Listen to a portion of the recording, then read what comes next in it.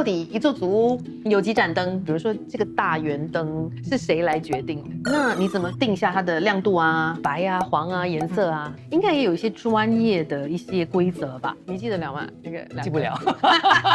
还是我问这样的问题？他讲你去 Google 啦。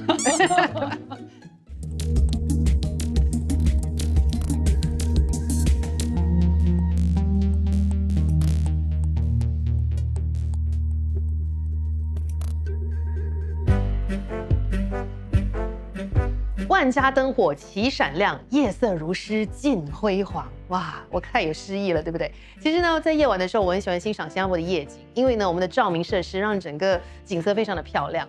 那在新加坡呢，每10个人当中约有8人是住在政府祖屋里面的。今天我就来到了政府祖屋区但宾尼这边的新的祖屋区，然后陪我赏灯的呢，就是来自建屋发展局的工程师燕豪。你好，你好，你好，佩芬。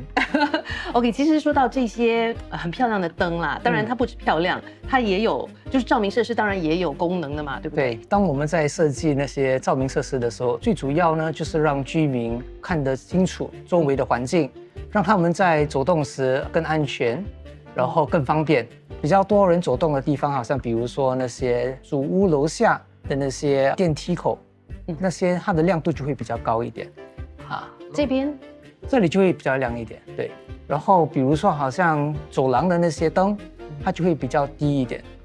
在祖屋区里面，其实有不同的设施。那我相信在设计照明方面，应该也会考虑到这些不同设施的用途吧。比如说篮球场，有什么特别的考量吗？其实我们会跟着每一个空间的需求来设计我们的灯。比如说好像球场的灯，篮球场的灯不需要太亮吧？篮球场的灯尽量可以的话就会亮一点，因为它是要避免人撞伤啊还是什么，看得比较清楚一点。OK， 而且在新加坡，其实很多人喜欢晚上打篮球。是。那周围的像比如说公园啦，或者那些步道啦，有没有不一样的一些考量呢？所以这些灯呢，就是属于好像花园照明。所以花园照明通常呢，我们是为了要突出我们整个祖屋区的设计，让它们融合在一起，它也可以帮忙增添一些氛围了。哇，氛围非常优质的生活，就是吃完饭去散步，对，或者中秋节提灯笼，没错。哦，所以有考虑到这点呢。啊，对。哇哦 ，OK， 我们会有开关的时间，对，比如说从晚上的7点开到晚上的10点。然后健身角落呢，就会从晚上7点开到10点，以及凌晨4点开到早上7点。这是因为我们是按照居民的活动时间来安排的。它的高度是有可能照进低楼层的祖屋里面的。其实不会，因为我们会通过设计避免这些花园照明直接照射到我们的卧室里面。那也好，就我很好奇啦，我对数字挺有兴趣的。就到底一座祖屋，有几盏灯？灯的数量其实是根据祖屋的格局来设置的。可能一个22层楼的祖屋，我们会有差不多300到400盏2英尺或4英尺长的 LED 灯。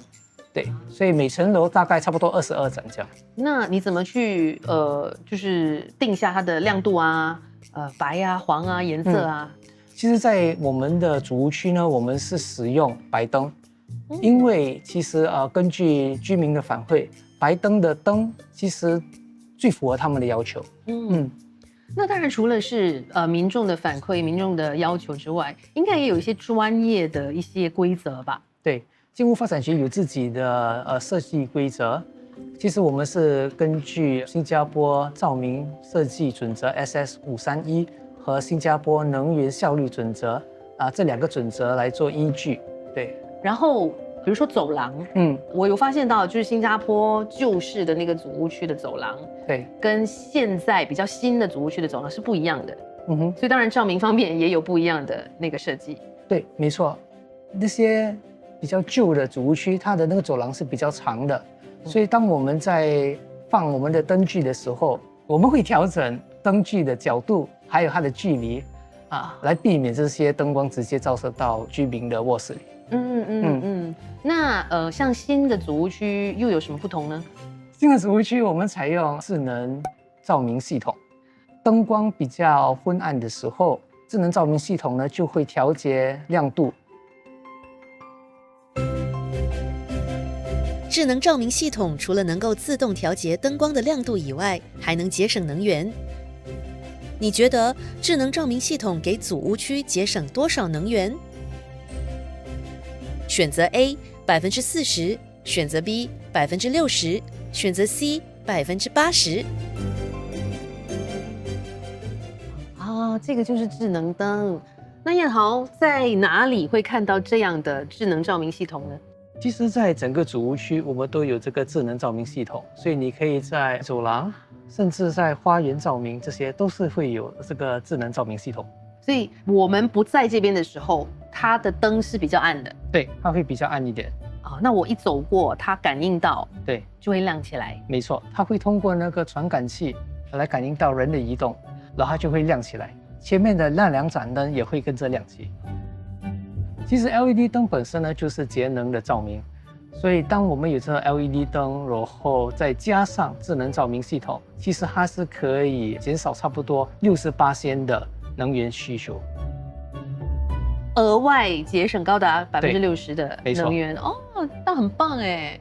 LED 灯不需要太多的维修保养，它的寿命可以长达差不多10年这样。10年挺久的。那个智能照明系统呢，需要怎样的一些维修？其实智能照明系统可以帮助我们预先知道几时这个灯需要维修。对，所以其实可以帮我们解决这个故障的事件的发生。那么旧的祖屋区是不是就没有这个智能照明系统？建物发展局其实也和市政理事会合作，通过绿色家园计划，把这个智能照明系统推广到所有现在的祖屋区。所以旧的祖屋区也会有，对，也可以节省更多能源了。对，没错。好，谢谢燕豪为我解释这么多。谢谢你，佩芬，我学到了很多，谢谢你。